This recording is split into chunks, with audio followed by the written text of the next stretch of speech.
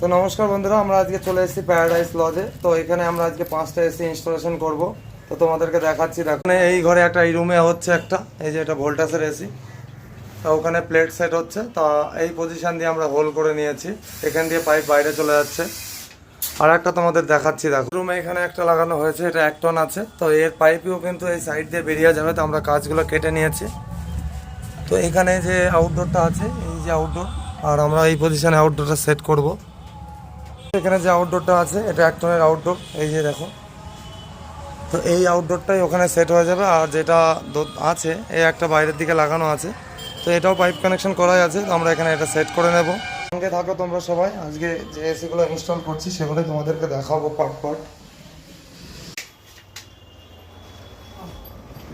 গরম পড়া শুরু হয়েছে, মানে ফোন আসাও শুরু হয়েছে।